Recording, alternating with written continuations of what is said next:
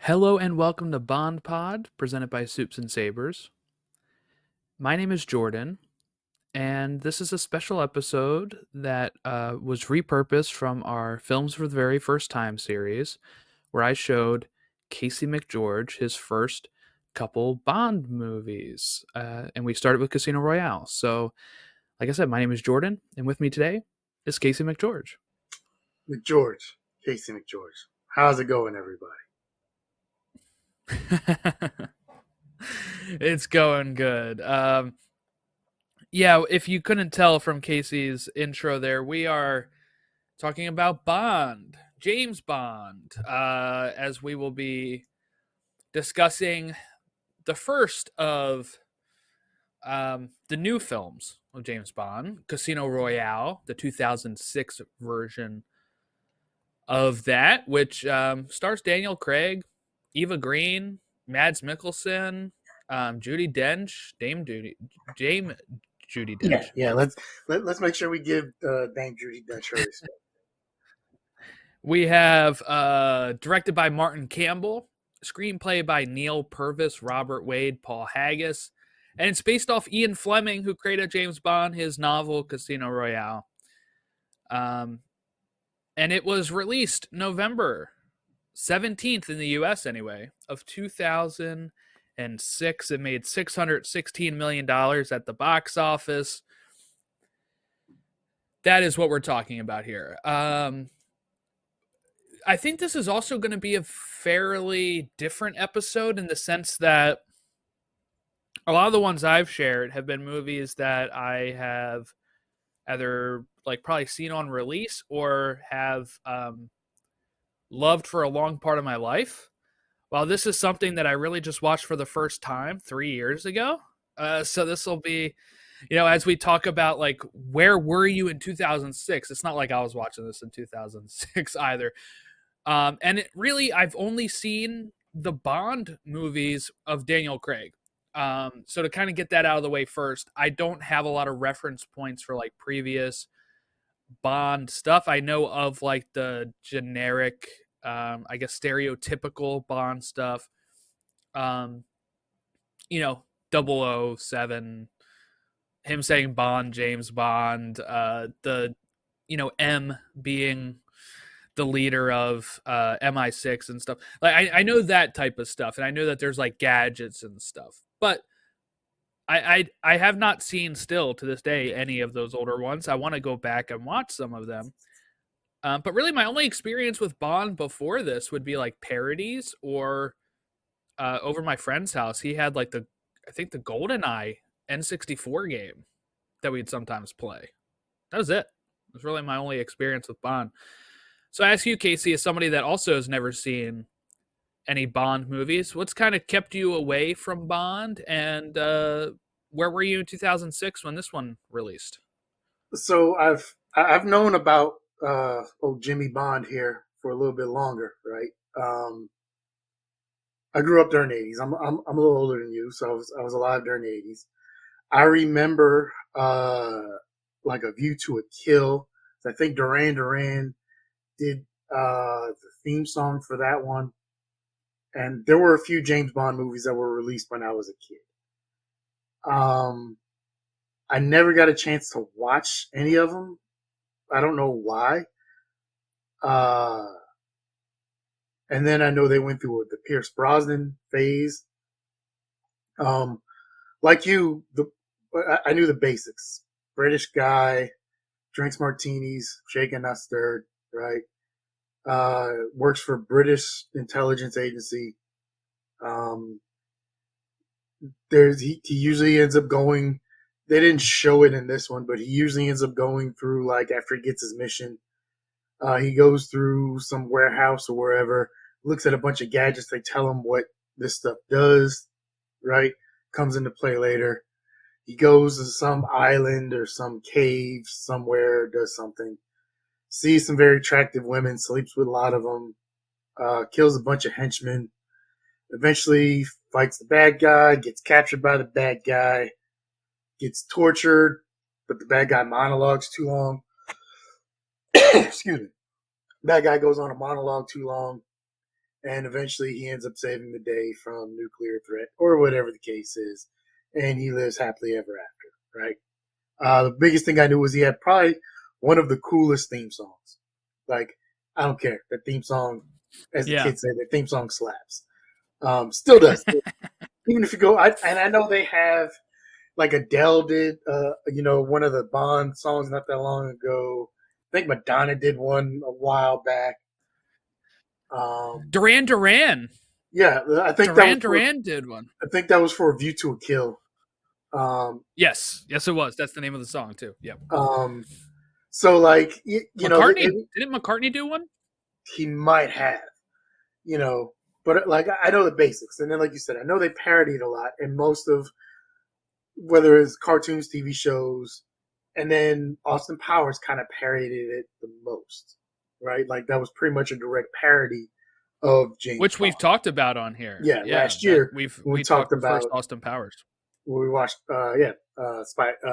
International Man of Mystery. And part of the reason I never really watched any of it was once you got the basics, like the story doesn't really change, right? Like that everything I just said is basically kind of the same thing that has happened in all like 25 movies or something. I will say probably with the exception of these last 4 or 5 or whatever with Daniel Craig, because they started going in a more realistic direction. But everything else has pretty much been the same premise for like 20 movies. Like, they would have cars that would go underwater, and they would have like uh cufflinks that would like shoot a poison dart or shoot like an explosive dart or something. There was these weird fantastical things and exploding pens and stuff. And maybe some of it's based on like real stuff that spies might have used, but a lot of it's just really fantastical and it's made movie magic, which is cool. Like no nothing to see there. But it's just one of those, it's like if you get the premise, do you really need to see 19 other movies of the same exact thing? Probably not. So I just never got around to it.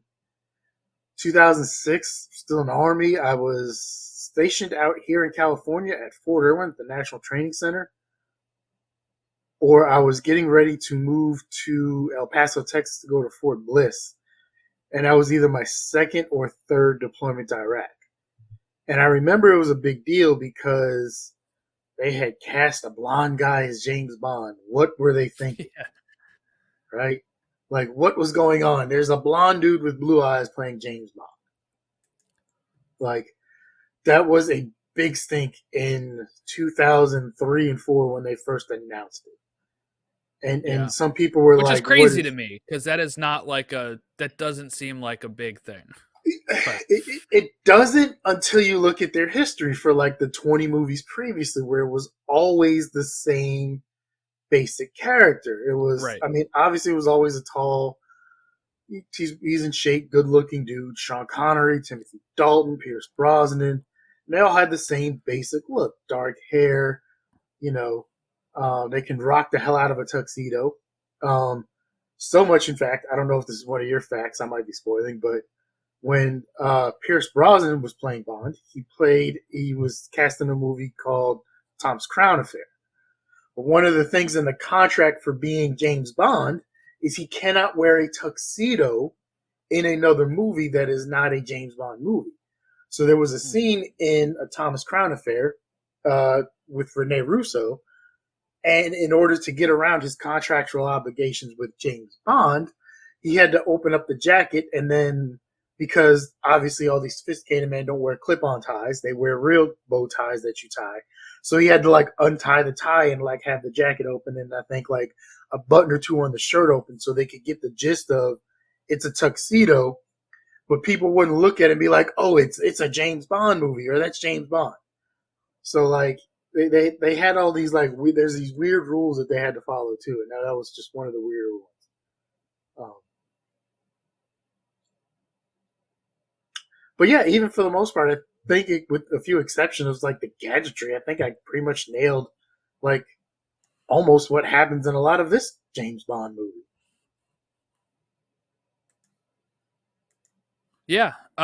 So like you mentioned, a lot of the silly stuff, I guess people would say, right? Like that was actually one of the reasons why they kind of moved on um, from Pierce Brosnan. And originally they were developing Casino Royale with like Pierce Brosnan, and until Yeah, they so, decided to, and it was going to be like $30 million to cast him, and then they were like, all right, yeah, let's take a look at this, because he was a huge actor at the time, and I mean, James Bond movies make bank. Like each one right. in their respective time periods are profitable movies, and they usually release as like the number one movie in America, and they make a huge amount of money worldwide because it's a known character. So like the budget started getting out of control, and you know, Yeah, and it said like that they've decided like one, it was getting a little too, I guess you would say, camp, right? So they decided to make this new one. Especially, they didn't want to. They thought they relied too much on CGI in the more recent films, especially Die Another Day, which was the last one of the Pierce Brosnan movies, and they decided to accomplish the stunts in Casino Royale the old-fashioned way. Is what it says here, that I'm reading directly from here. Um, so while they were trying to do more realism with the effects, it also made them want to also follow the script closely as possible to the original 1953 novel, which of Casino Royale, which is apparently a darker storyline and characterization of Bond. Um, and I'm guessing they fixed this later on, because there are movies and the organization is called Spectre in other things. The bad guys are not named Spectre in this movie because of a copyright issue in yeah, relation to like I've read ninth that book of the last night. Bond series. I read that Yeah. last night. Like there was one guy who had the rights. So Spectre and whoever the main villain from Spectre is, he had the rights to it, and they couldn't get the rights until he passed away, and then they were like able to negotiate with his estate or his family to finally get the rights to tie everything together. But like, and then as I'm watching this last night, I read like MGM ended up getting this because they traded the rights to Spider-Man back to Sony for it, because Sony had the rights to it for Yes. a while. And which is that which Spider-Mans did we get because of that? Was that the The Tobey Maguire ones. and this is just like regular stuff. This is without even getting into like streaming issues or whatever now, but it's like, Yeah, yeah. yeah, they had to worry about all that. That's ludicrous, man. It is. Some of the actors that they looked at were a young Henry Cavill, which is he was only like, I think they said 22 at the time, so he was considered too young. Cavill later says that the director turned him down because he thought Cavill was out of shape. They looked at Australian actor Sam Worthington, Scottish actor Dougray Scott. Um, There's a bunch of actors that they looked at, as well as like some more established guys, I think, earlier on. But they were started kind of leaning more towards, like you said, because of the cost of Pierce Brosnan, that they started looking at more like unknowns, right? Unknowns that they were looking for to try to take on the mantle of James Bond. Um, but yeah, they want to go a little bit more serious with it. And then they'll also, which I'll highlight as we talk about the movie as well, one a little bit more inexperienced as well, in the sense of this is not a Bond that's been at it for a long time. This is a James Bond that just got promoted to being a double O and taking on this stuff. I think some of the reason why some people might that are hardcore Bond fans may not connect to these as much is because it is missing some of that stuff, and because I think they always used to try to like either headcanon it that all of these Bonds are the same person, right? or that Bond is the title and not so there's been kind of that because like you'll have some of those same people that stretch throughout. Like there was a guy who played the character of Q in the movies since Live and Let Die all the way up to like 1999's release. Yeah, because So didn't he was doing that for and 20 some years. doesn't John Cleese like take over as Q in the later movies? He took over for it in one movie, Die Another Day. And then we reboot with Daniel Craig. So that ended up being what happened with that. I've seen those theories of like, hey, it's the 007 is the character, not the person. Like you said, like it's Mm-hmm. eventually that person either retires or because of what he does, he probably dies somewhere or is killed, and then eventually someone else takes the title of 007. Right. Um, I obviously, Ian Fleming is no longer alive. We'll never really know how that is meant to really go. I can kind of see their obviously that's a fan theory, and I can kind of see their point with that, especially like you said with uh everything that's happened in the James Bond universe up until these most recent ones, where like you said, the same person was playing M or Q all the time, and then eventually you had a period where, like I said, there was Sean Connery, it was Roger Moore, it was Timothy Dalton. I don't know who it was. There was somebody who played it just for one role. Was James Bond just for one Um, movie? I'm And then, looking now. It looks like it's George Lazenby yeah, he was James in Bond just for once. 1969. And Yep. then they moved on to another guy, and then Pierce Brosnan. But some of these same people were playing, and these other characters around him, and obviously they can't necessarily like nowadays. If you make a movie, they might make a comment about how he looks a little different, or he's changed. Like if I'm surprised they didn't make a crack with Daniel Craig about his hair or something in this one, right? Because that seems to be something they would do. Oh, you dyed your hair while you were on holiday or something. Um, Right, right. It's also confusing because they keep Judy Dench, right, as M from like some of those previous movies. She comes over in this. I think that was just like they I, liked her I didn't know that. acting and wanted I to thought keep this her. was her first appearance as Emma. I didn't know No, she had appeared. she She was was in it crazy. during some of the Brosnan movies, apparently. So that was I think some of the confusion for people. So that might be why the blonde eye thing happened too. It's like, I can't make this fit my head of how this continues the other movies, but they were really trying to make it very not connected. And And I I kind think of I think it's a good idea because it can get people like me or other people that haven't seen any of them be like, all right, check this one out, right? yeah, I kind of like the origin story. If you haven't followed James Bond for the 20 previous movies or whatever it was, right? Um, Mm-hmm. like I said, you know the basics, but you may not know how he got to be James Bond or what it was like starting out as a, as James Bond as 007. So seeing an origin story of like, hey, as we'll get to it, it technically in the very beginning of the movie, he's not even a double O yet. He's still waiting to accomplish that task, and he doesn't accomplish it until the very beginning of this movie. So Yeah.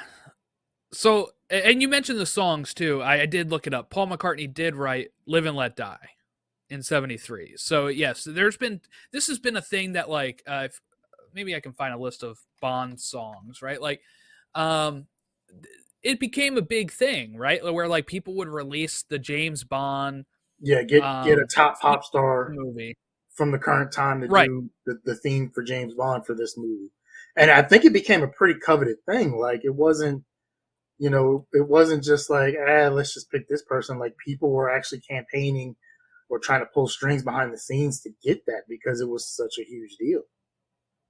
Yeah, Tom Jones sang Thunderball, Live and Let Die, Paul McCartney, um, Carly Simon, A View to a Kill Duran by Greg Duran, Land.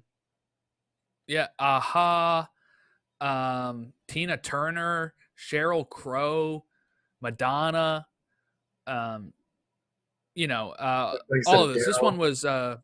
This one was Chris Cornell, who did, I guess, the one for Casino Royale. I have no clue who that is. Yeah, I think he passed away. He was part of Soundgarden and Audio Slave. Okay. Um, and then we have, we'll have Adele later on. We have Jack White and Alicia Keys. Billie Eilish did the last one. But yeah, it became a thing where they're like, oh, who's doing the Bond song? Like every time a Bond movie comes out. So that became a thing. And then, of course, the main theme, which is played not in the intro usually, because for the intro credits, we get the one that's usually named after the movie. It's usually how that works. And then we have the main James Bond theme, which you'll hear as he's doing stuff, or the end credits and stuff. Would you say that's probably one of the most recognized and iconic themes in movies history? Yeah, probably. Like I knew it before I watched it, so I Yeah, feel like that's got to be a good sign, right? I've heard it, and eventually I knew it came from James Bond or whatever. And then I was just thinking about that literally just now. What other themes out there could you really play that people would know exactly, even if they hadn't seen the movie, like that they would know, like, oh, Right. that's James Bond. Also, I didn't know until American Dad did a parody of James Bond in their intro, where I don't know if you've ever seen it, but the guy from American Dad, the main character, Seth MacFarlane voices Sam. No, is it Sam? No, it's not Sam. Stan. Stan Smith. I don't know why I got Sam. Yeah. Stan Smith works for the CIA, and he's playing a James Bond character. And they do the intro, and you get the cloak, like the little circle thing, and he gets shot from it. He's like, "Oh, that's a gun! I didn't know that." And I was like, "I didn't know that was supposed to be a gun." Like the same thing. I was like, "That's a gun! I didn't know that was supposed to be a gun." And now I can see it from the rifling, from the barrel and stuff. But It's a very particular trope, I guess you would say, like a James Bond trope, as well as that, as you go into the credits. So this was very done. The cold open kind of thing too, where they kind of just go, yes, like they have. I don't know any other movies that kind of have a cold open like this. Like I'm sure there are some, but because like there used to be more, but they've kind of stopped doing credits at the beginning now and kind of shift it more to credits at the end in today's cinema. Yeah, you right? might just get like a title, like a couple of main characters, directed by whoever the director is, starring you, me, one or two other people, right? People who people probably came to see, and it might be in the contract to have their name up there high, in the very beginning or something, and then they just kind of go to the movie.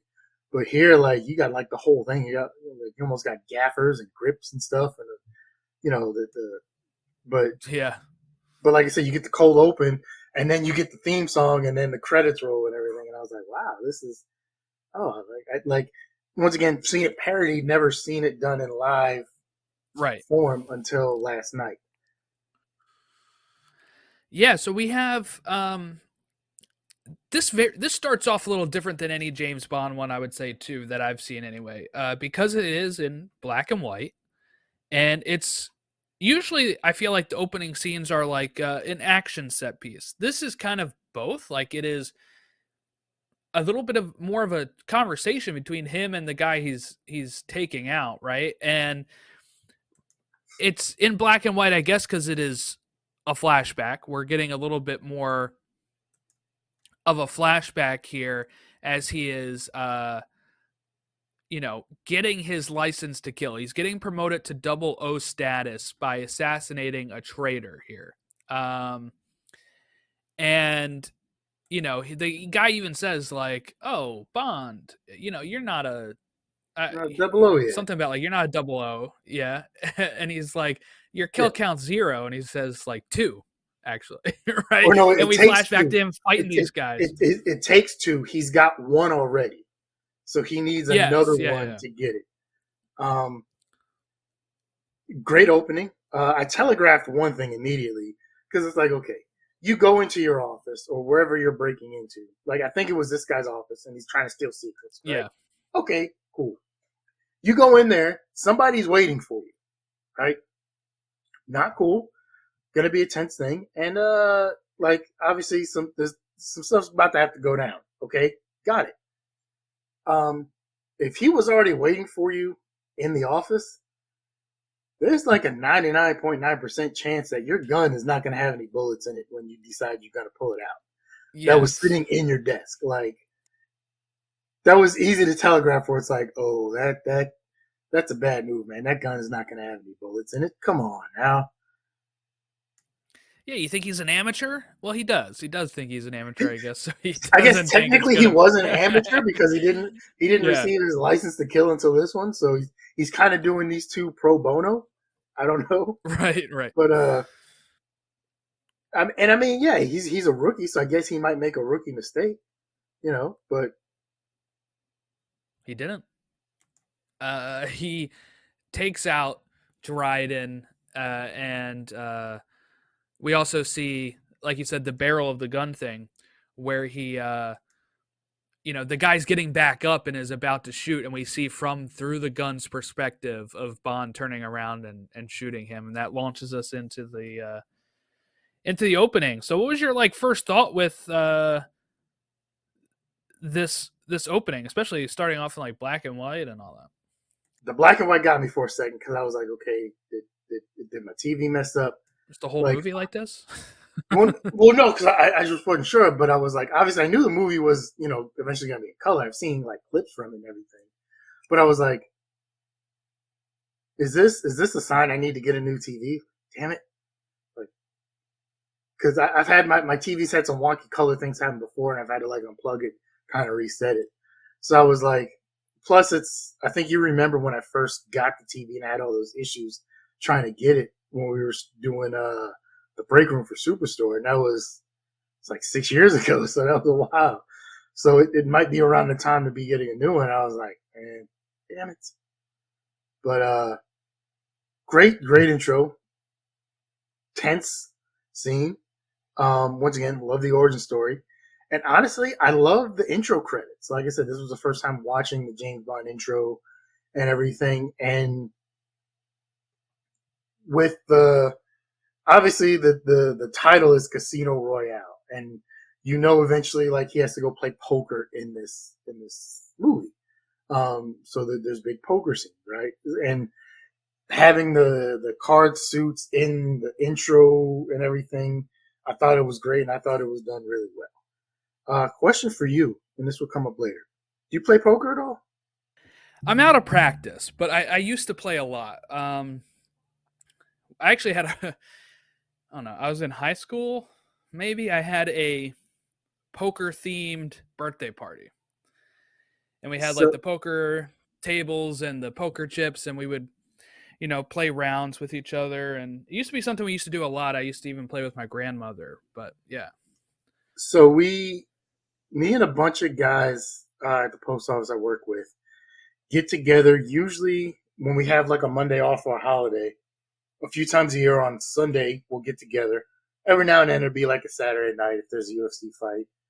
We'll go to one of these guys' house and we'll have a big poker night, right? It's low stakes. Usually the buy-ins you can buy in up to $100, and you can cash out at some point during the night, or you play to the end of the night and winner take all. By no means am I a pro poker player. Am I probably that any good? I've won more than I've lost with them. I've had 2 or 3 losing nights, but I've had many nights where I've walked out $200 or $300 on the plus side. So I'm pretty much up. We'll talk about this later. The poker scenes got me, man. The poker scenes in this movie really got me. So I wasn't sure if you had any experience or what your experience with that was. We'll get to that later on. Yeah, no, it's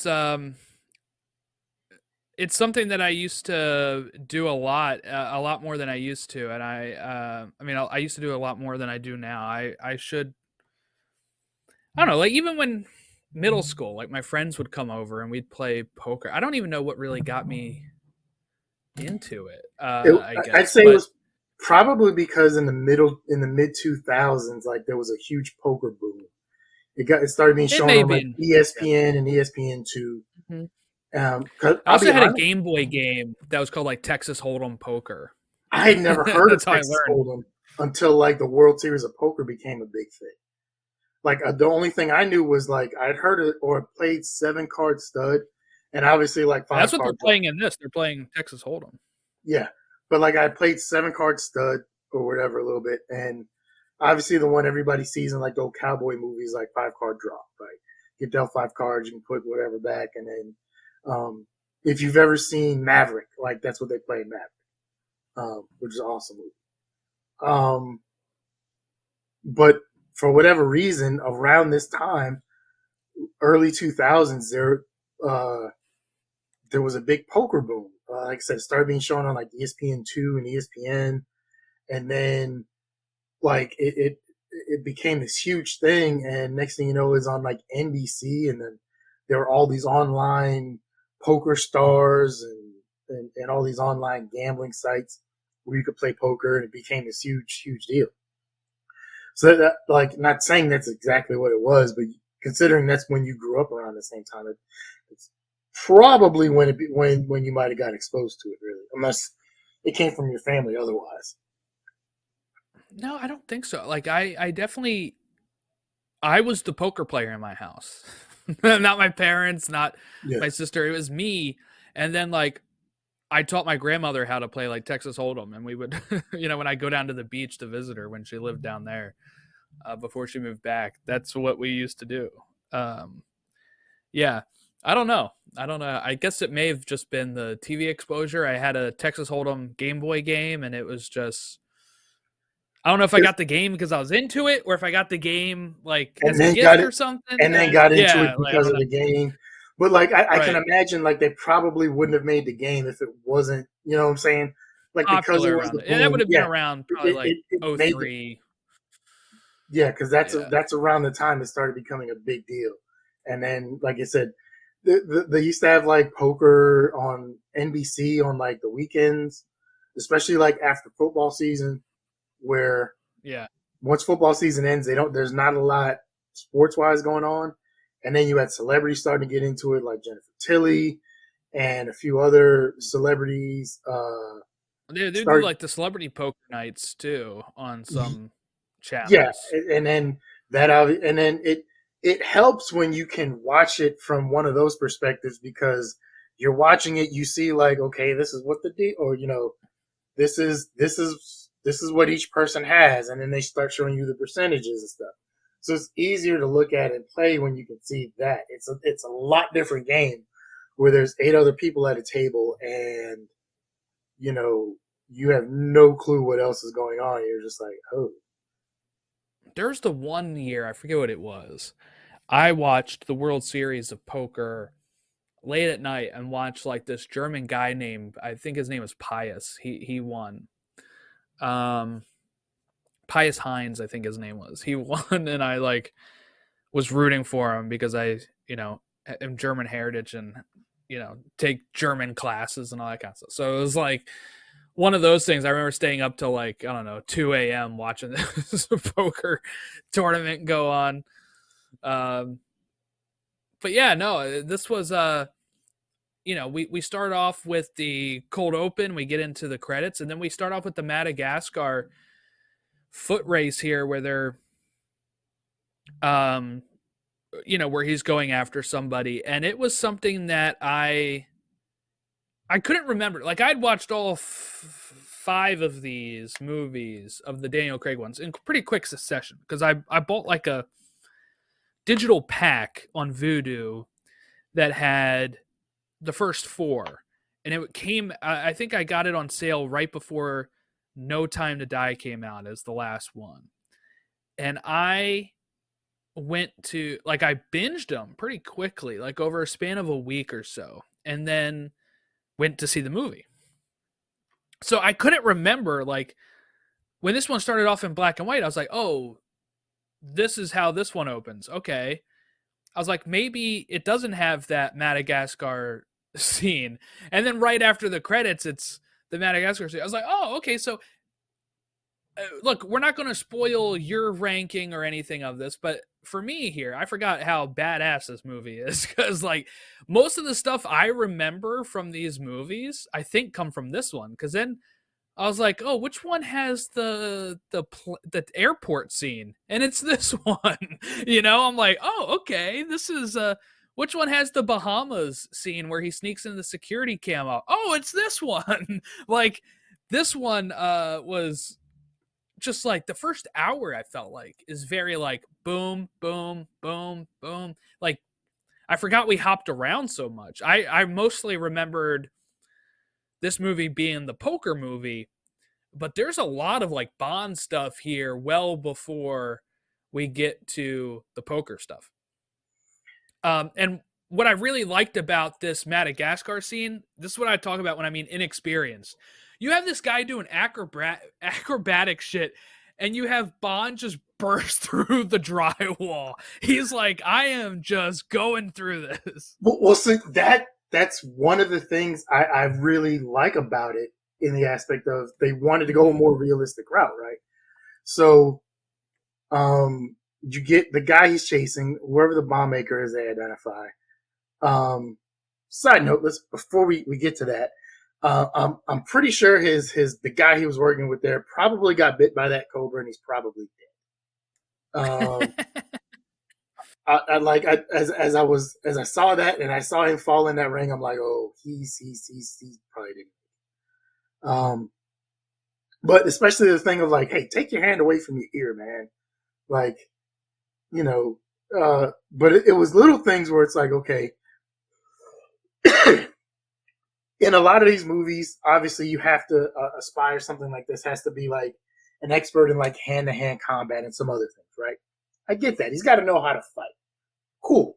And he's probably going to know a few different disciplines of martial arts or Krav Maga and a few other things like in order to save his life. Cool. Is every spy going to know like free running and what's it called there? Parkour? Yeah. Are they going to be big into parkour? Probably not. Like that's not something like every spy is going to be into. Like you might have a spy who can do parkour and he's probably pretty good at it, but not all of them are gonna. So yeah, like, dude, okay, I'm chasing the guy. He's a parkour nut and he's jumping over and sliding off things, but I'm trying to chase him. Like, am I going to try and jump over this wall? Or if I know it's drywall, hopefully there's not a stud somewhere in between them that's going to knock me out. But if it's drywall, like, yeah, I'm just going to barge through this. Like, the quickest point, the quickest way between 2 points is a straight line. So, Yeah, I like that too. And then like when you have the one guy jump from crane to crane like effortlessly, you have Bond like almost stumble, and then when he like jumps onto the roof spot, he like falls and like lands on something else, right? Like he is yeah, very like he's not doing a I tuck and roll. Like he's hurting himself throughout this whole process. right. I really enjoy that a lot in this movie. We had oh, sorry, the James Bond theme started playing here on my phone. Okay. Um we have Bond going to the embassy. He goes through the embassy, holds the guy at gunpoint, and they think they have him dead to rights here, but he will like kind of shoot like I don't know, like a gas tank type thing behind him, and he shoots the guy with another gun, then he shoots the gas tank enough to like leave. Um he gets the guy's phone, but like he doesn't really tell anybody this because like he ends up at Agent M's house, right? And is getting like reamed out by Dame Judy Dench here Dude, of that you're an that idiot. like You an got us one embassy bomb maker. an embassy is sacred ground. It's considered And he's on camera too. That's another an issue. embassy is considered like actually the grounds of that nation, right? So like if we go to like the Peruvian embassy, if like let's say Peru has an embassy here in the U.S., probably in Washington D.C., right? The Peruvian embassy is considered like actual Peruvian soil. Like so that can be enough to start a war. That is considered like an act of war to go into another nation's embassy and especially start causing havoc. Like who was the guy? Julian Assange. That's why like he was stuck. I want to say what was it the Ecuadorian embassy in the UK for so long, and they couldn't get hit. Like they couldn't do anything. And eventually, like after years, the Ecuadorians like had to kick him out of the embassy because they can't go. Like the British couldn't go in. So it's like because once again, it can start national conflict. Now, if it's I hate to say it like this, but like were they Madagascar? In Yeah, and I think it was a Ugandan embassy. so let's be realistic here. The United Kingdom's military is not really worried about the Madagascarian or the Ugandan military. Like that's not it's not something that they're worried about. Like if they really want to go, if the Ugandans or the Madagascarian people really want to like declare an act of war, like really, you really want to do that? It's not going to work. Like, don't get me wrong, it's an international incident. It's not good. Like, yeah, Britain needs to make that right. But what I'm saying is like, it'd be one thing if it was like the embassy of like Russia or China or North Korea, like a major world power. It's a whole different story. But when it's a country like a South American country that's fairly small, Bolivia, Peru, some of these smaller African countries, um, yeah, it sucks. They'll make it right. They'll pay him some money, but like they're just looking at him like, okay, you're right. We get it. Here's your money. But let's not get too huffy about this because, in all fairness, you're not gonna. If you decide to start something, it's not gonna last long for you. So, Right. let's be realistic about this here, guys. Like, But it's just bad press too, and oh, like it's bad. Like, it's bad. Like, I'm not saying it's not. It's bad. yeah, Bond deserved that ass chewing. Yeah, M mentions like as she's walking out of like talking to Congress, right? She walks out. Yeah, I think she went to Parliament. Yeah, she got reamed in Parliament, rightfully so.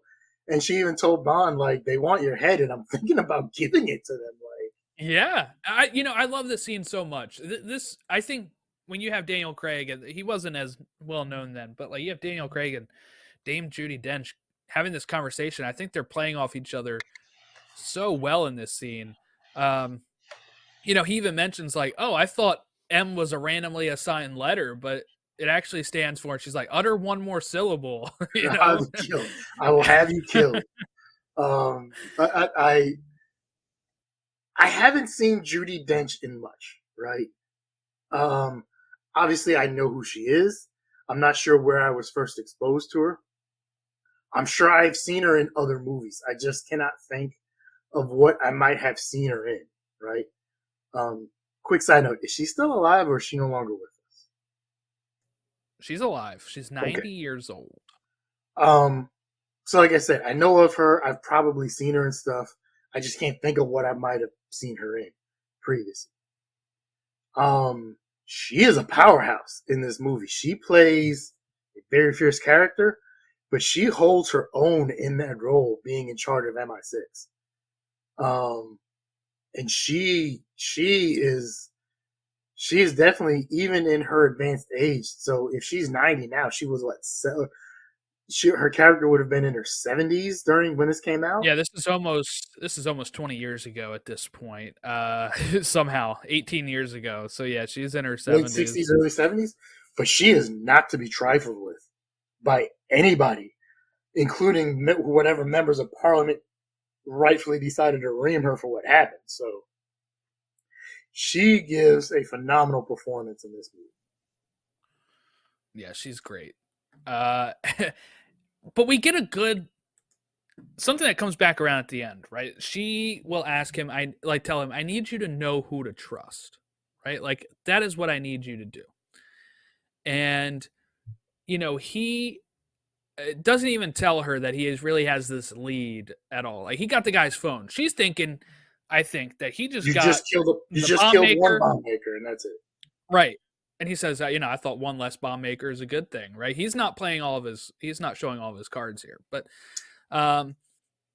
he Speaking does of know which, where to go next. did you see him with the cards on the table in this prior to, or like when Dame Judi Dench walked in? Oh, like having playing cards on the table? Yeah, I think he like rolled them out or whatever. Oh, I don't know if I caught that. I'll have to go back again. Just another reason for me to watch this movie over again. But he goes to the Bahamas, right? This is where I guess he was able to track where the text came from that said ellipses to the bomb maker, and he tracks. I love this is another scene I just really love. He goes and he's just tying his shoe, and they think he is the valet, and he just like, sure, yeah, give me your keys. He goes and just backs the car into a fence and into the other cars there, and it creates a distraction enough for him to go in and look in the security office. He looks at the timestamp of when the text was sent and is able to kind of get a lead here. Very lax security at this top-notch resort. That's got to bump you down a star in your Yelp review. You never leave. You never leave the security office empty. Like, someone always has to be in there. Like, what is going on here? Here's what I think too. I think it's one of those situations where they're so used to their high-end clientele that they don't think, I don't know, they get a little too comfortable, don't think anything is gonna happen, I guess. Like, I don't know. But the security just runs out there to see what's going on and just leaves the There's camera no office key. There's no key to get into the security office. No code. Like, Nope. we're just leaving it behind a random door that any Joe Schmo can log in. Yeah, he finds the tape when the text was, I guess, received, and he's able to see who He knows checked his exactly what phone. drawer to go to find the tape from that one too. Like, Yeah, I guess I don't know how. I guess I have to look at the times on how long ago this was. Just a it few was days still ago, so it would be more in like the top, more recent ones. Yeah. the top thing. Yeah, Okay, I I'll guess buy that. he's a smart guy. But he also goes to the check-in desk, right, and asks the front desk about a car that was in the footage, and he's like, "Oh, like I just accidentally like dinged the car here," and she's like, "Oh, that's Demetrius car," and gives him the name. And it's like, I would just probably not even mention it if that's not a guy you want to get on the wrong side of. Is pretty much her point here. He's not going to take. But yeah, he gets all the information he needs pretty quickly. You are not supposed to give information out to random strangers, lady. What is going on? He lives up the street. Amateur hour. Look, you know what? That dropped it from a 5-star resort to like a 3 or a 2-star resort. Yeah, I wouldn't stay there at this point. But we get him, then at the beach. He sees Demetrius, his girlfriend, I guess, riding a horse. And he's able to see, all right, this is the house here. Like, he's scoping it out. But he calls M and, tells her where he is and starts giving her some information. But we get a poker game here. This is the first kind of instance of poker, and we have like Demetrius here, upset at his girlfriend, and Bond's playing. We get this scene where he even bets his car. Right, he goes all in, and Bond wins because he has 3 aces instead of the 3 kings.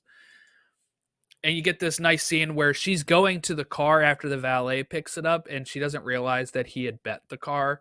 And, Bond shows up and is like, oh, it's mine pretty much. He doesn't say that, but, she gets the hint. She's like, oh, I guess I'll Well, walk. she's like, that's why he was in a bad. Yeah, that's why he was in a bad mood when he left. Yeah.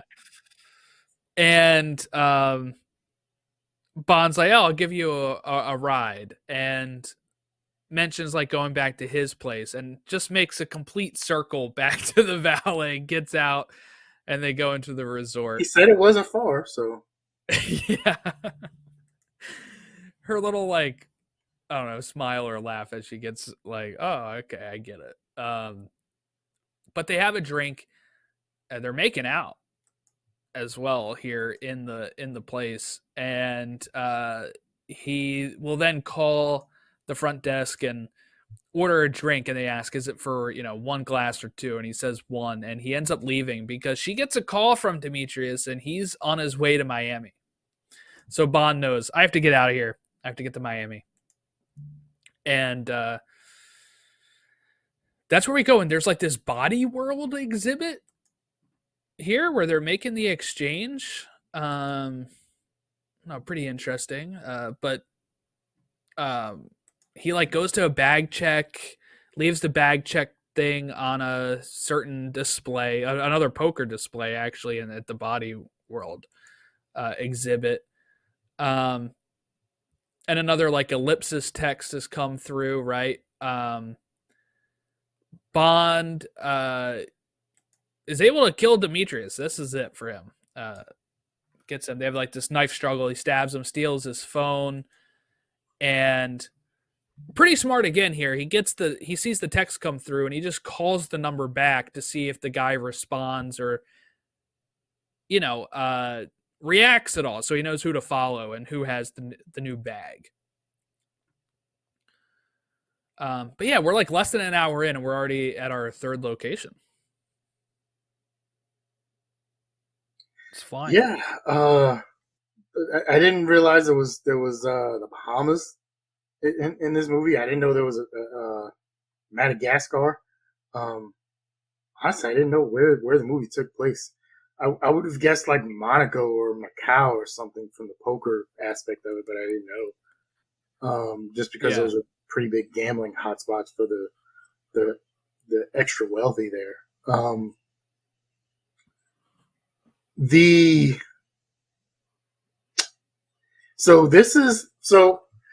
I watch a lot of movies and TV, right? And while I can get into them, I don't feel a lot of tension a lot of times when I watch movies and TV, just because I don't know. I don't. There's a disconnection for me, and I'm usually able to disconnect pretty well from a lot of them.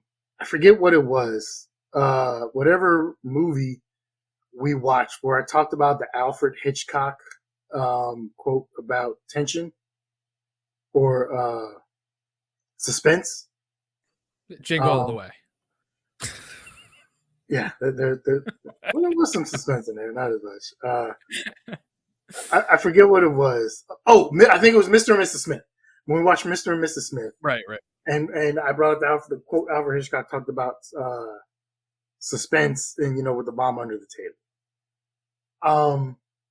I felt tension during these poker scenes.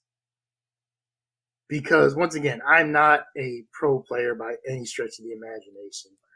But I've played enough with my own little group of friends, right? And, like I said, we play several times a year. And I can say I've been in those situations. Like, maybe not in that exact situation. Yeah, I always have like a 1962 Aston Martin I'm willing to throw down. But,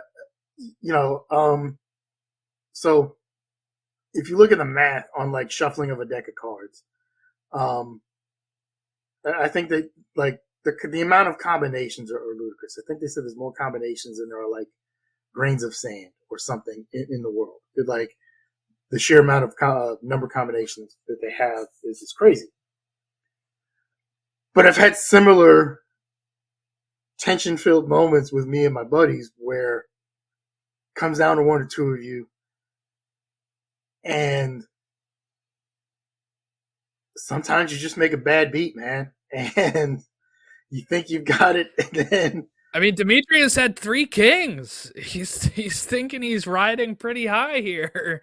And yeah, and if you don't know how to read other people, or if you're not good at bluffing, like yeah, that tension can come out. So as I'm watching this, um, my chest tightened up a little bit, and I was like, "Oh, this is what people are talking about when they say they feel some tension watching a movie, or like this is what it's like having anxiety watching a movie or certain scenes." And I was like, "Oh, Right.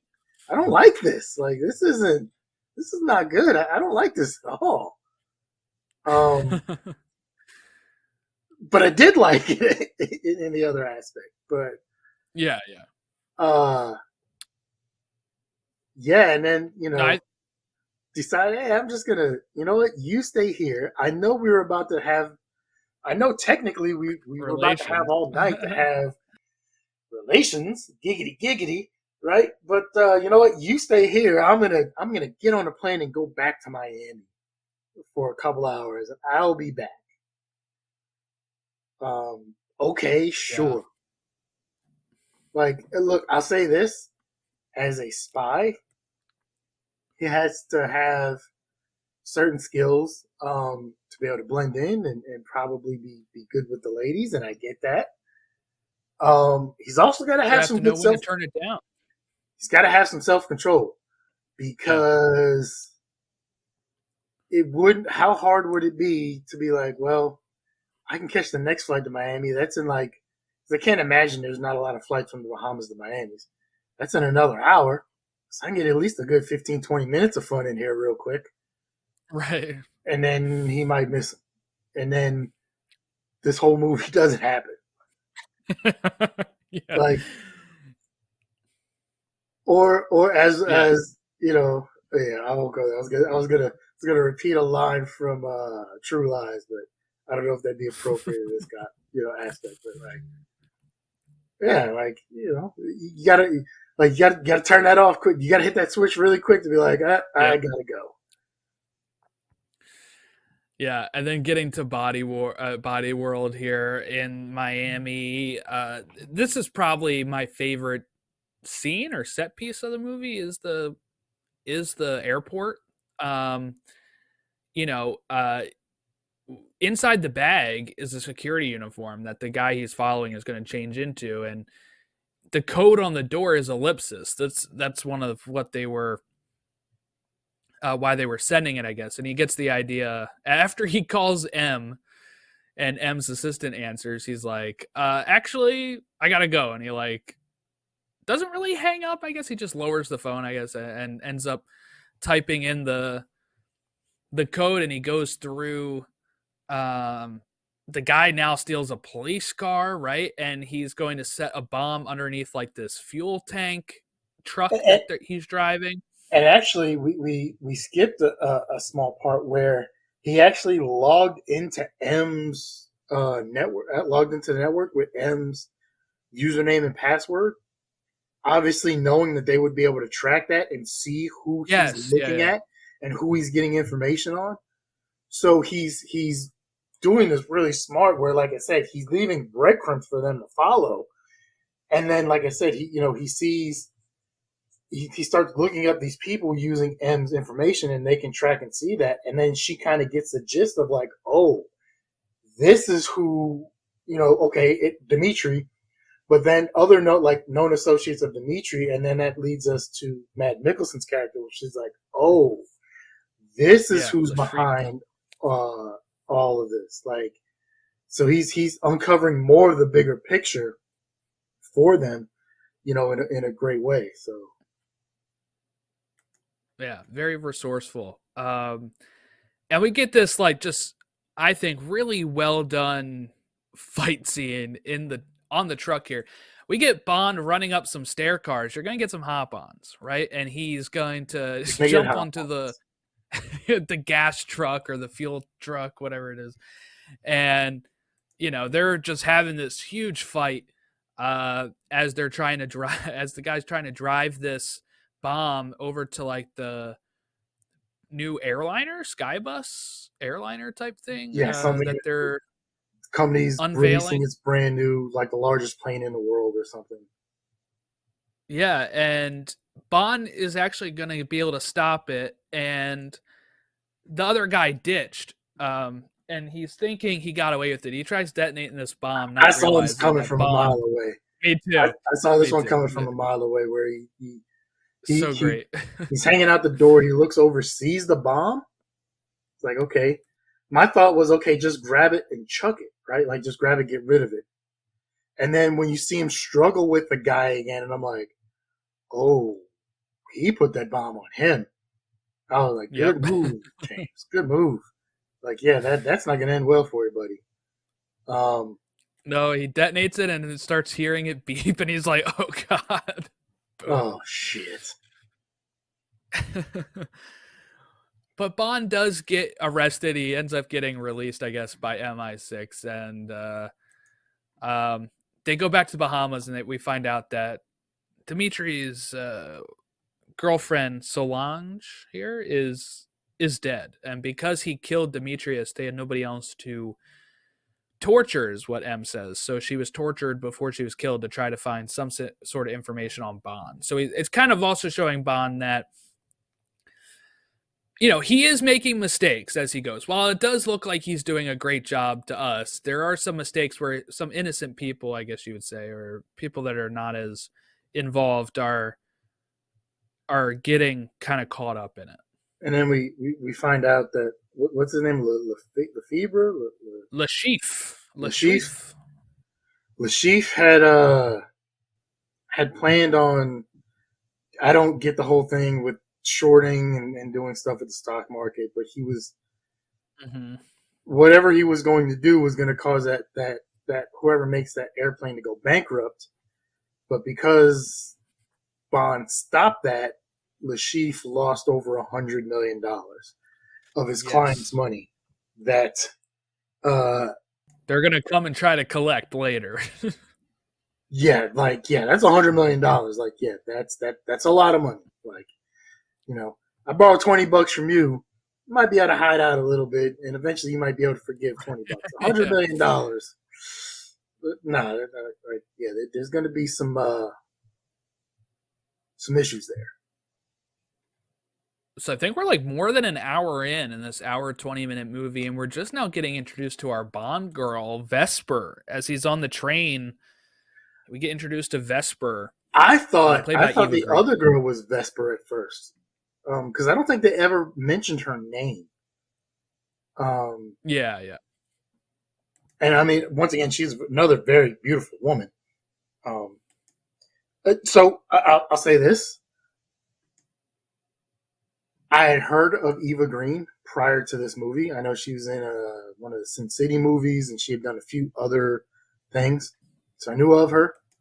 Once again, might have seen her, might not have known I've seen her in something, right? Very beautiful woman, French model, actress. Can't take that away from her in any way, shape, or form. But until I watched this movie, I was kind of the opinion I don't get the big deal about Eva Green. She looks good, she's beautiful, it's great, but there's a lot of beautiful models turned actresses out there. She's just another one. I was wrong. Boy, was I wrong. No, she's really great in this. I'm trying to figure out if I knew her from anything else before this, but I know she did. Was it Sin City, A Dame to Kill For, something like that? Yeah, I'd never seen those. I'd never seen 300, which she was in the sequel to that. Kingdom of Heaven. I knew of her. I just never really seen her in anything, I guess, until this movie. But I think she does a great job. And, she's introduced as being some sort of... She's basically the accountant. Treasury agent. Yeah, she works for the Treasury or something, because they're getting him in his high stakes, because the chief has to get his money. Yeah, they're the ones fronting the money. Yeah. So the chief has to find a way to make his $100 million back. So he sets up this high stakes poker game, right, with millions of dollars, $10 million buy-in, $5 million extra buy-in if necessary, and then from there, that's how the pot's going to be $150 million or something, right? And then that's their way to get to the chief. is to get Bond into this poker game. So like they need now. You would think MI6 would have some sort of a slush fund that they could pull from, like They, you look at but maybe not as large as that, so they have to get approval they, from the. look. You know what? This could be because of the issue with Madagascar and the embassy too. This could be like they're under a microscope that they have to get approval from maybe the treasury. Okay, that's all very possible. I'm not saying it's not. We'll say is this. Look at like what the CIA has done as far as like the Iran Contra things. They were taking money, they were selling weapons to Iran and shuffling that money to the Contras in South America, right? These agencies have their official budget where they get for stuff, and they have. You can't tell me they don't have a slush fund of like millions of dollars sitting somewhere that they can pull from that is completely off the books. We go back to something this all started from Independence Day, right? Where Judd Hirsch's character is like, you don't think they really pay like $20,000 for a toilet seat? You're like, yeah, there's money, like, which I get. They also have to find a way to introduce Eva Green's character to introduce Vesper into this role. So like, not taking that away, like probably better, but I'm like, do they really need her? Like, you don't have like 15, like you've got $15 million laying around somewhere. Like, come on. The money's there. You just Right. Well, we get them arriving at the hotel, and they get their background stories, and Bond immediately gives this up. He's pretty much like, "My name's James Bond" when he goes to check in. And she kind of is upset about this, and he's like, "Hey, look, this is a name he already knows. Like, I'm not giving him anything else. He's already looking for me. Like, whatever." Right? And let's be realistic. He's already gonna know. Like, yes, he can't. James Bond is not that good of a super spy, and Lashif is not that good of an international terrorist to not know that. Like, right. There's latest buy-in that's being a replacement for somebody that just got caught doing some. Not only that, but like that, at least MI6 or some other agency, which we later find out the CIA has a guy in there, is not going to try and infiltrate this poker game, right? Felix Leiter.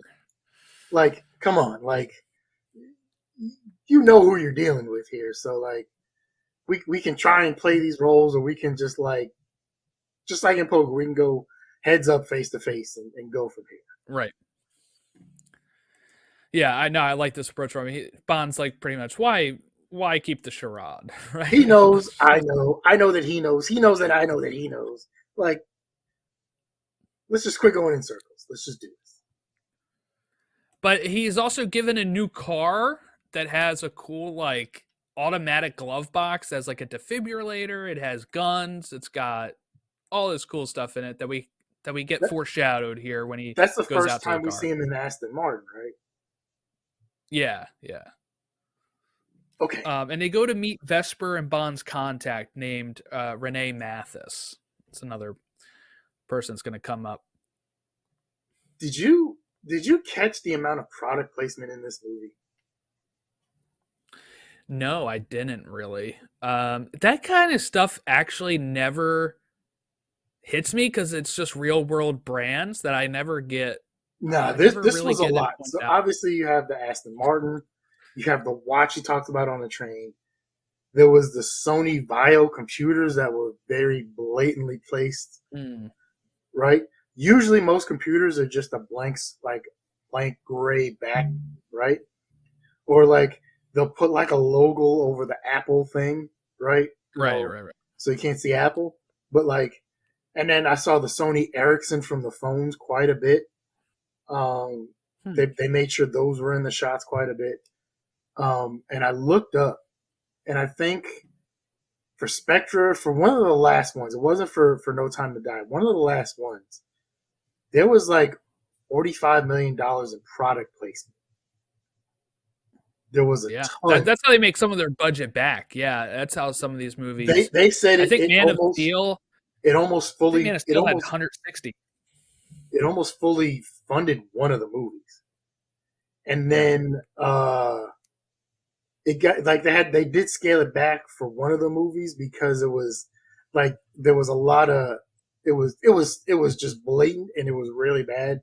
And then they started getting I think it was for Die Another Day. The people were calling it Buy Another Day or something. So it was getting bad, and they were like, "All right, let's scale this back a bit." But like the, for me, it was whenever I saw the first Sony Vial computer because like the way the computer was set up and the angle it was, and you just saw the Vial Mhm. on the back, and I was like, "Really?" And then I had to look up like how much product placement was in this, and I was like, "Oh, it's a lot."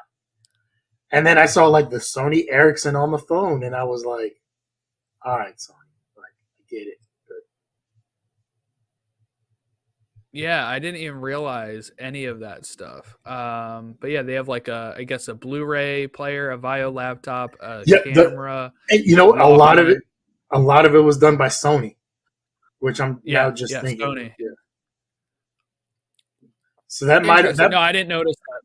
that might have been part of it too, with as far as like when they did You the just keep trade seeing for Sony. Spider Man.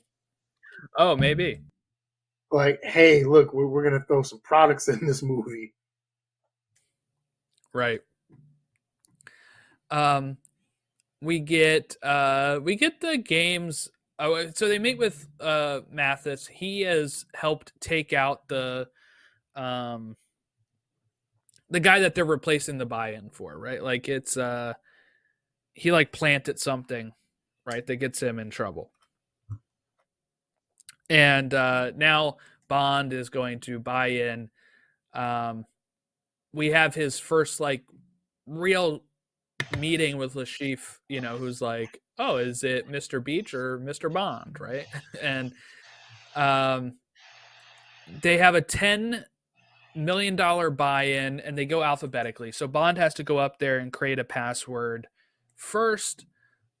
What that password is will come back around, and then we get the game's beginning, and they'll take several breaks throughout this game. Right? Like at the first break, Bond is going to put something in an inhaler that I guess Lashif uses. Right, so it's supposed to, It's a um, mic, it's a bug, so they can yeah, listen on. so you can listen in.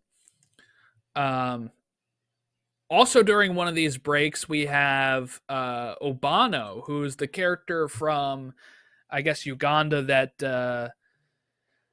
that Lashif lost the money for, is coming in to threaten Lashif and his girlfriend. And while this is going on, Bond and Vesper are walking in the hallway. They start acting like they're like what, kissing or whatever, and then the fight, like a fight starts happening where he has to take out Obano and the other guy here, and he does kill them. Vesper helps actually. Like there's a time where the guy was reaching for the gun, right, Yeah, and she's able to kick it away enough so Bond can continue the kill, and he hides the bodies and tells Vesper to go get Mathis and dispose of the bodies.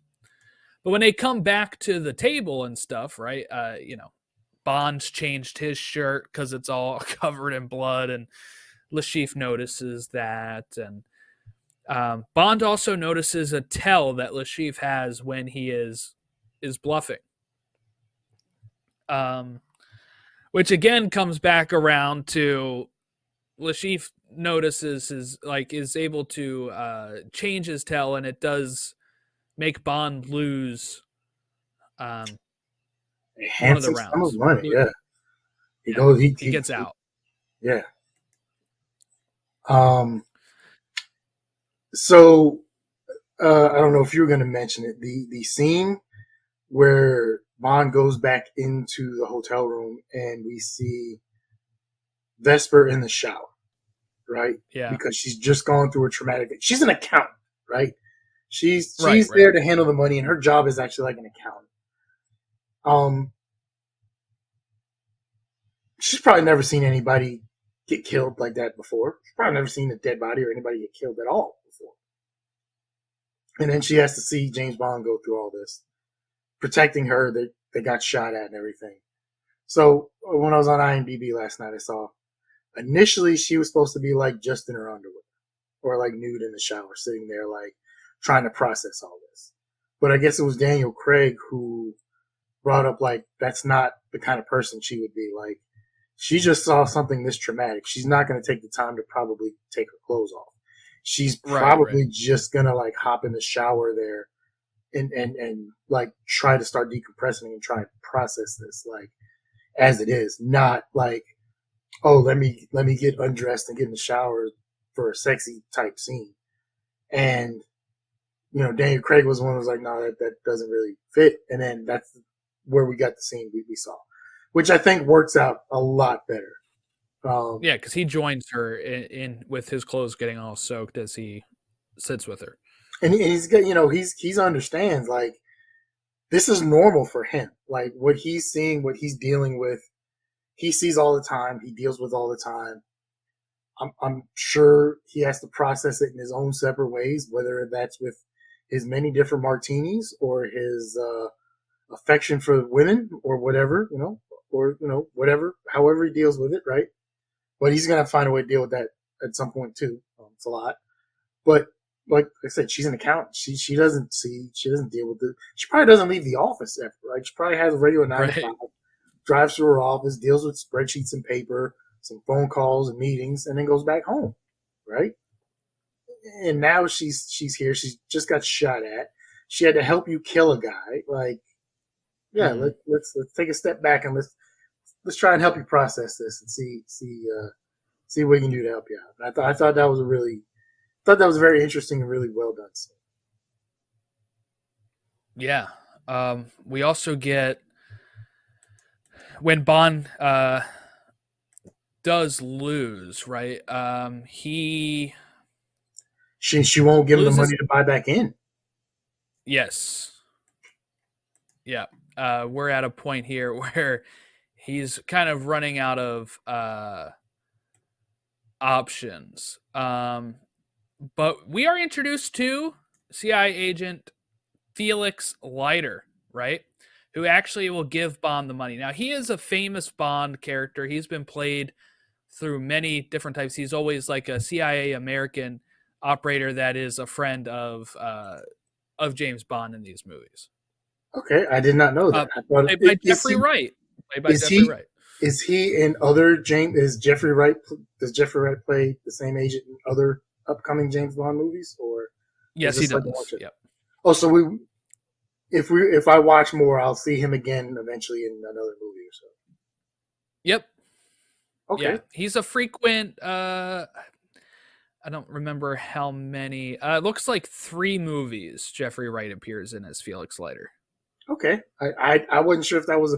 I thought it was just a random dude they decided to add a CIA agent, so I didn't know there was like an actual backstory and an actual character that Yeah. he played. Oh yeah. So for the hardcore Bond fans, when they introduced him as Felix Leiter, they probably were like screaming in the theater, like, "Whoa, my god, who is this?" Um, but he's going to stake Bond the money in exchange for letting the CIA take Lashif into custody. So Bond's going to make that deal, but Lashif's girlfriend Valenka is going to poison Bond, and Bond makes it back out to the car. He calls MI6 for help, right? And they tell him like, "What? Take an antidote, and then you're Yeah, going to have to put on the the because you're defibrillator. going to go into cardiac arrest. You're going to have to put the defibrillator together." And when it's ready for him to push the button, he realizes that the red wire, I guess, came undone from it, and he passes out. And Vesper had followed him out there and does resuscitate James Bond, saving his life. And she's pretty much like, you have to go to a hospital, and he's like, I gotta go win this game. He's pulling out like Michael Jordan flu game here. He goes in and goes Flu-like back to the table. symptoms. Yes, and it counts. Yeah, he's Amazing. He's definitely putting one for the record books here. This goes down in the lore of Bond. Well, no, this ain't even his best performance of coming back from this. We'll get to that later. Yeah, the next thing. Yeah, he goes back. He's gonna win the next time. He gives a nice little tip to the dealer too. Look, as he leaves. so this where he finally wins the whole thing. This was another one where I was like, I don't like this feeling. This is tension. This is anxiety I'm feeling, and I don't like this because I have been in that situation, right? Where so they would have had to make like little side pots for the other two who didn't have much. They were all in, but they were only all in for their small amounts. So they would have had to make like, okay, here's a side pot, you can win this amount. Here's a side pot, you can win this and this. And then, okay, there's the two big dogs over here. You guys can win everything, right? But if if one of you two win, you guys can win this amount. But then, so there was actually three separate pots going on at that one point. That in theory, three separate people could have won. So you could have had the guy who had the lowest amount could have won overall. He could have taken money from him and the next guy, and then that guy could have, because he had, I think, more money than the first guy. He had a little bit more at stake, but then it could have been between him and the two big dogs, and then the two big dogs. So but overall, James Bond won. And I say all that to say, yeah, there was tension, full house, aces and eights, Yeah. and if you don't know that's called the dead man's hand. There was a famous full house. It might have been, was it Wild Bill Hickok? I'm not sure, but if you look it up, it's a famous hand that apparently a famous cowboy was killed when he had that in his hand. So it became known as the dead man's hand of aces and eights. And then I saw the table unfolding, and obviously we don't see James Bond's hand, and I'm like, this son of a bitch has a straight flush. Because I'm on the outside seeing this, right? I'm like, he's got a straight flush. Now, if I'm at the table, I'm looking at this and I'm like, it's possible there's a straight flush out there, but the chances aren't good, right? And I'm not one of those guys who plays poker who knows the math behind it. And they talked about it before in a couple of the other poker scenes where they go into percentages and math, and I'm not that advanced. I don't know all that. But I would have looked at that and like, okay, there's a possible straight flush on the board, but the chances of it are pretty slim. Like I like if I have a full house, if I'm the sheaf right there, I really like my odds. Because right. There's only one hand that available that could beat you, and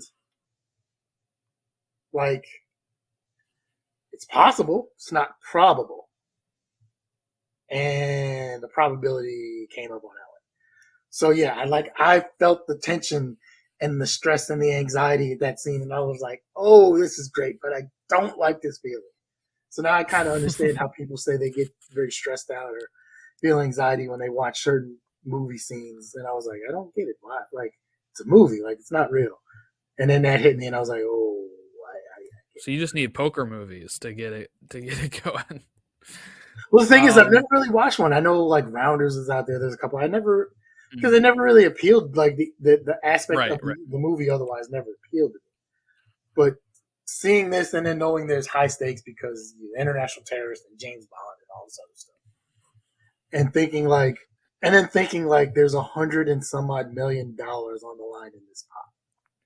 Yeah. Like, whew. That's a lot. And Bond keeps his word. He tells Felix, "There's your guy. Go get him." Right. Thank you very much. And what happens next is that Vesper and Bond are going to end up getting kidnapped. Vesper gets kidnapped. Bond follows. Well, they have dinner. They have dinner and they have a nice long talk. Oh yeah, they have dinner first. Yeah. So now here's the thing. I watched this because I own a James Bond set. Yes, this is the first James Bond movie I've ever watched. But I own this set with everything up until, what was the last one? Die Another Day? The last one is No Time to Die. I own a box set, a Blu-ray box set with everything except No Time to Die. It was on sale on Amazon during a Prime Day in the last couple of years, and I think it was only like 30 or $35, and I'm like, I'm losing money So if it I even don't. has the non Daniel Craig ones too. Has all of them from the very Nice. beginning. And like I said, it was like 35 or $40. It wasn't much, and I'm like, I'm losing money if I don't buy this. Like, I have to buy this. It'll Plus, come I'm up like, sometime. plus I'm like, it's James Bond. Like, I can imagine at some point I might just decide, you know what? Let me finally watch a James Bond movie.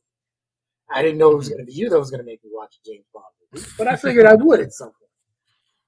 Like, it was the same thing I did with Lord of the Rings. Like, I hadn't Right, watched it right. before, but I was like, these are major movies. Like, let me check them out. So I have all these, right? And um, so I put this in my Xbox Series X. I watched the disc. I know it's streaming somewhere, but I didn't want to fiddle with it. I wanted to break the disc out. So cool. I'm watching it, and I couldn't. The remote I have, I couldn't tell how much time was left. So I'm like, at this point, when they have dinner, I'm like, okay, there can't be much more of this movie left. Like, the poker game's over. At some point, there's got to be like the standoff between the chief and Bond. And not saying the movie took too long. It didn't. The movie moved at a great pace. Like, I was engaged throughout the entire movie. Right. But I didn't realize how much of the movie was left after the poker game. Hmm. I want to say there was probably like 30, 40 minutes of the movie left after this. I think it's 30 to 45 minutes. Yeah. And I didn't realize that because I'm like, okay, well, he won at poker. Now it's the matter of like catching the chief and maybe interrogating him and somebody dies and then and that's the end of the movie. Was I wrong? And I was like, wait a minute, there's how much, as I'm watching this, I'm like, how much more of this movie's left? But I want to see more, but how much is left? And I just couldn't see how much was left without like rewinding it. So Yeah, so we go to after the dinner they get Vesper gets kidnapped as Bond as sees her getting grabbed into a car. He follows, gets an accident. He's gonna get dude, so the aspect of him driving down the road, trying to catch up with this car, and next thing you know, he sees Vesper tied up in the middle of the freaking road. Yep. Like, I'll be honest, I was looking at something on my phone, and I happened to look up at the last second, and I saw like when he swerved, and I saw like a quick glimpse of Vesper, and I was like, hold on a second here, and I had to rewind it and watch carefully where he's like driving and he's just doing his thing, and then all of a sudden he looks up and there's Vesper, and I was like, oh, that's sadistic right there. Because if his reflexes aren't on point, she is. But a matter of fact, both of them are probably done for. Yeah. Instead, he ends up getting. He avoids crashes. Lashif's men pick him up and take him to this place where he's going to get tortured naked. By the way, and I think this is what you were referring to a little bit ago here, when he's getting. This is the flu game. This is the flu game. Yeah. Okay. So look, um, I'm a weird dude. I've read and watched documentaries or YouTube videos and listened to podcasts on like murder and true crime and all this stuff. And I've heard about like medieval torture devices and how they used to torture people, including one where they would put someone in like a metal thing and then heat the metal up, like basically a metal coffin or casket, and then put a big ass fire underneath it and basically cook the person on the inside from it, and flaying and stuff that like I've seen stuff that like the cartels do. I'll just give you a name. I won't go into describe it. One of them is called the Colombian necktie. Google that if you choose. You'll. I don't want to spoil that for anybody, but yeah, it's wild. This might be one of the wildest I would have ever seen or heard of. And okay, they take like a wicker chair and they cut the bottom out, and old James Bond is naked. And he's sitting there with his bare butt and his balls hanging out under the chair. And I didn't get what was going on. And then Lashif comes up with a rope with a big ass knot on the end, and I'm just like, I don't get. You're gonna hit him with the knot? Like I don't get this. Like this doesn't make any sense. And then he hit him the first time, and I was like, Yeah. oh, that makes a lot more sense now. Yeah, very tough, very tough scene to watch. There was a moment here too where I think it's like he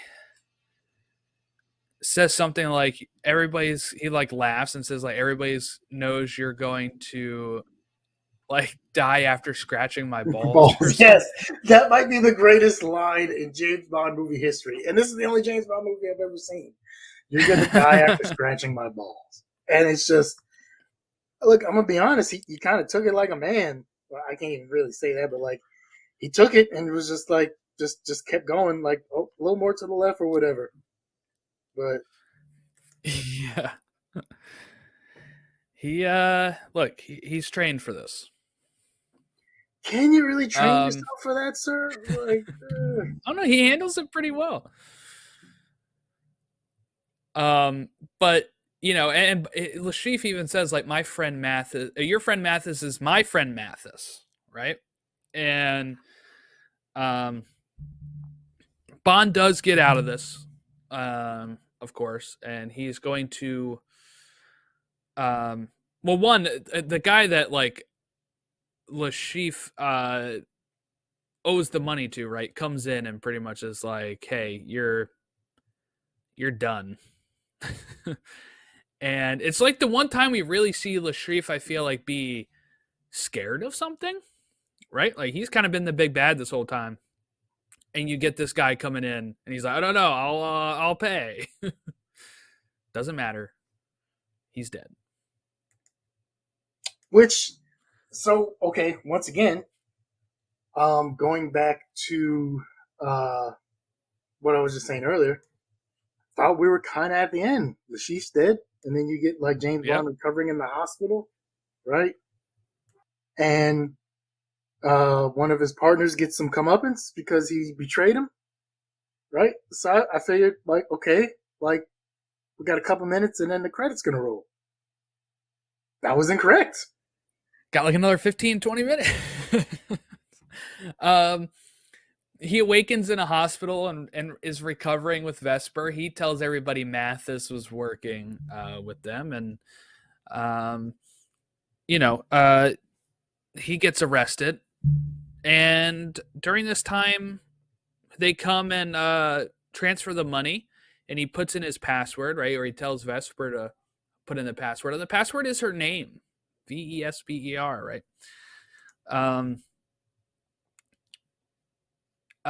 We end up getting him him falling. He pretty much falls in love with Vesper and is going to leave MI6 for her, and we get a cut to like Venice after they're done recovering in the hospital. In Venice on like on a boat, right? And he's sending his resignation letter, and they're having fun sleeping around Venice, I guess, and she has to go It wouldn't be hard run to an fall. errand with the bank. It wouldn't be hard to fall in love with Vespa. Like, not gonna. Can't act Right. like I wouldn't see myself doing that either.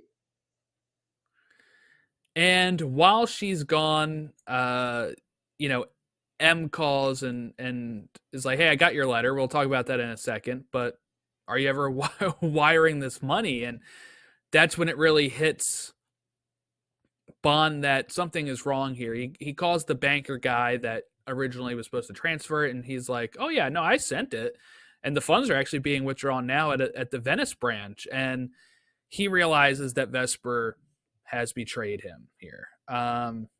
He follows her. There's this whole shootout at this very old building that's going to collapse. Really cool kind of set piece here, but Vesper gets locked in a cage and is room starts filling up with water. You know, he's trying to save her, and he can't. And you know, he tries to give her, you know, mouth to mouth. Doesn't work.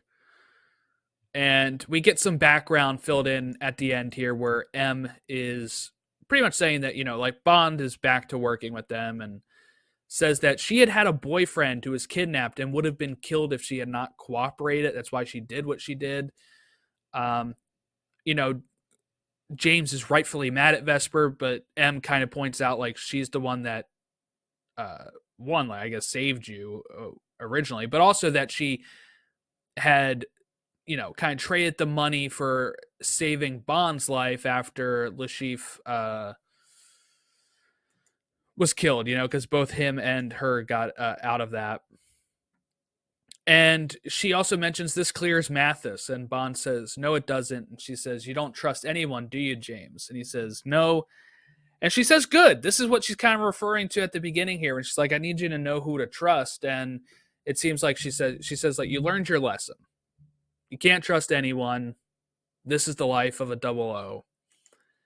And what we get here, though, is Bond takes the phone that Vesper had and is able to track down Mr. White, who is the bad guy here, takes him out, and we get the famous line of Bond, James Bond, after the guy had asked who he was on the phone. So just a really great ending scene here. Oh, you're muted. You're muted. I was wondering because it didn't hit me until he said it. Like, yeah, we didn't get the line throughout the movie. He didn't say the thing. He's got to say the thing. But then he said the thing, and I was like, okay, that's how you end the movie. And then we get the banging theme song.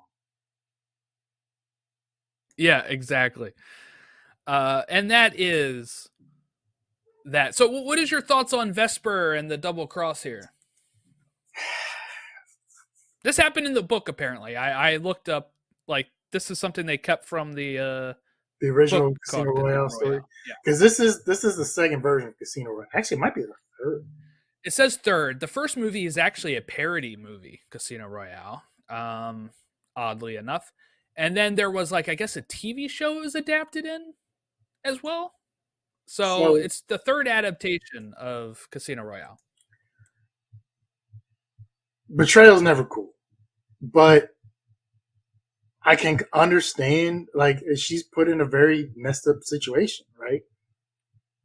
She did what she could to save, to spare James Bond's life.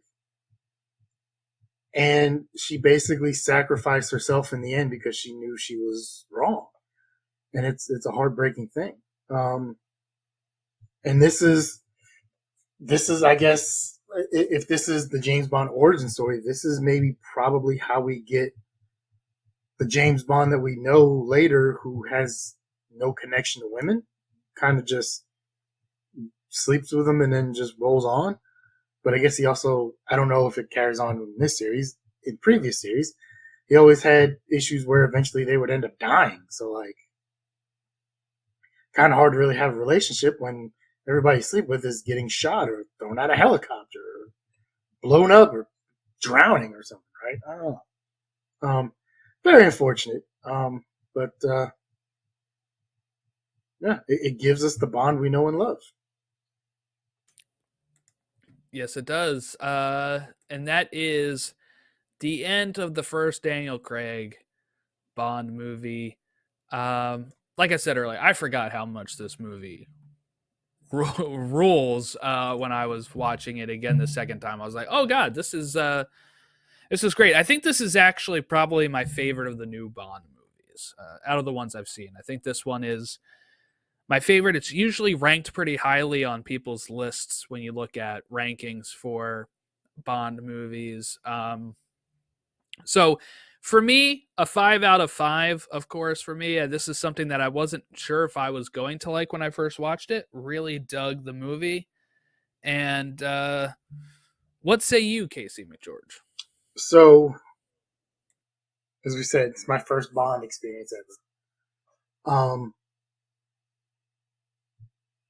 I can kind of understand now why people weren't necessarily excited about Daniel Craig's Southern accent in Knives Out after seeing him in this.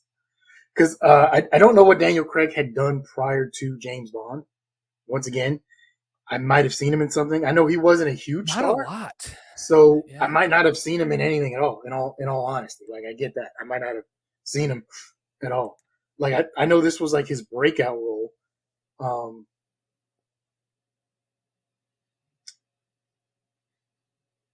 I Oh, the hell with it. This is a goddamn 5. Out of 5. The cold open was great. The the intro credits really hooked me, and then the scene in Madagascar got me. And then from that point forward, I loved it.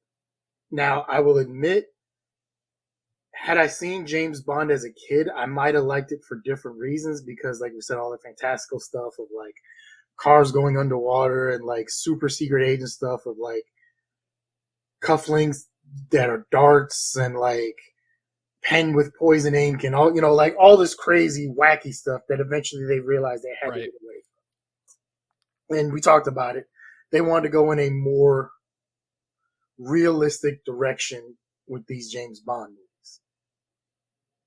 So had I seen one of those other movies as a kid or as a teenager, I might have liked those for a different reason. But I can see myself liking this particular James Bond movie for those reasons. Now, as I said, I do own all of them. I do want to go back and watch some other ones. I definitely want to continue with the Daniel Craig.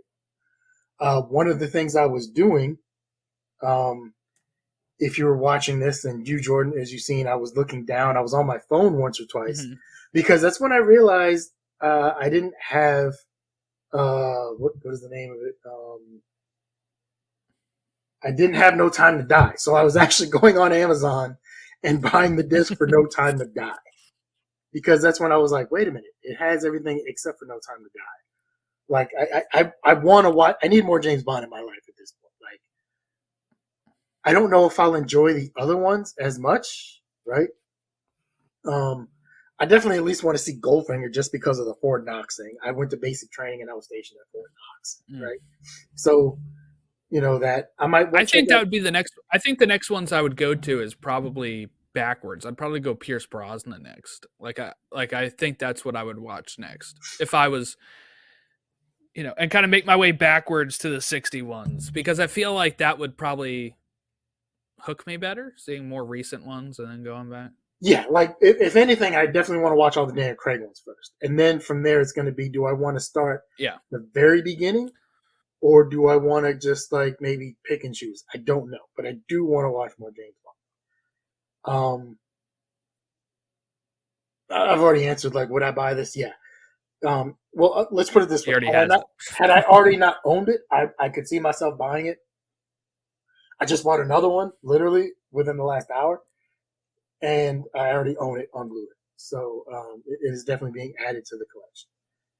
I can actually, because I'm debating. Well, I haven't actually clicked purchase yet, so I'm debating. Do I just, because these are Blu-rays? So I'm thinking, do I want to get the No Time to Die Blu-ray? Do I want to get the No Time to Die 4K? Which then means at some point I'm going to have to want to get all of these other ones in 4K just so the set can match up. And it's like, God damn it! Like, get the 4K. I'm debating. It's a thought that's in my head. I might look and see if there's like a 4K set right now and just buy the whole thing. I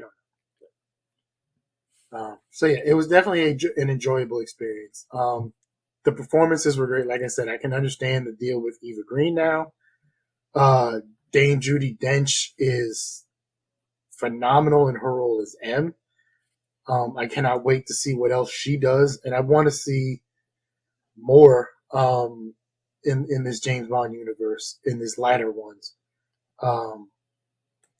I've heard different things about which ones are the better ones of the more recent ones, but I don't think I've heard there was a bad one in the batch. I think a lot of people don't like Spectre, and I think if we're going Is Spectre the next Quantum of one? Solace, which is no Quantum of Solace is the next one, which I think people are not big fans of. I mean, I enjoyed it. Again, I binged them all pretty quickly though, so And I know those. I think those two are the next ones, and I think that's where they couldn't get both. They couldn't use the rights to Blofeld and or Quantum of Solace. eventually they all They tie eventually everything they up. get the rights to everything, pretty Yeah, much. but Yeah. I'm on the yeah. So according to Sir Roger Moore's book Bond on Bond, um, Kevin McClory, who previously owned the movie rights to Spectre, the character of Blofeld, and the Thunderball remake, and outline scripts and treatments of stuff, had been a long time pain in the ass of the people who were doing James Bond. They couldn't use Blofeld, the organization of Spectre, for fear of litigation, which is how Quantum came out. They originally wanted to use Spectre as the villains in Casino Royale and Quantum of Solace, but that's why they came up with the other ones. And then after in 2013, after McClory's death, there was a settlement, and that's how they were able to bring everything together. So I'm definitely interested to see how that ties up. And I think some people were saying that's something they didn't like was like they made one organization a group and then they had tried to tie it to something else, and then Blofeld comes in and all this other stuff. Well, what I'll say is, to me, it all made itself make sense. I guess like I like the way that there's kind of like a consistent through line through these movies compared to what I would think some of the older movies have, because it is like very much of taking down like the next thing, but it's linked to another thing. Like it's very Yeah, much in that line, which I like. Um, okay, well, other people reviewed this 90% on the popcorn meter on Rotten Tomatoes, 94% for critic reviews. IMDb has this movie at, I believe, like a 7 point something here. 8.0. 8.0. And Metacritic, I don't have that in front of me right now, but I believe it was good. I'm pretty sure it'd be pretty high on Metacritic. Yeah, yeah. One thing I really liked about this, I'm not sure if I'm alone, but like the cinematography, whatever filter they have on this, to me at times it feels like an older movie. I don't know how to describe it. Like, I don't know if it's the colors they're using or like there's like a green or yellow filter over some of this that makes it look like something like unlike any of the other ones feel to me. I don't know what it is, but it just looks really nice when I watch it. I'm like, oh, I think this movie looks very pretty at times. Um, but yeah, so that's that. Thank you all for watching and listening along as we talked Casino Royale.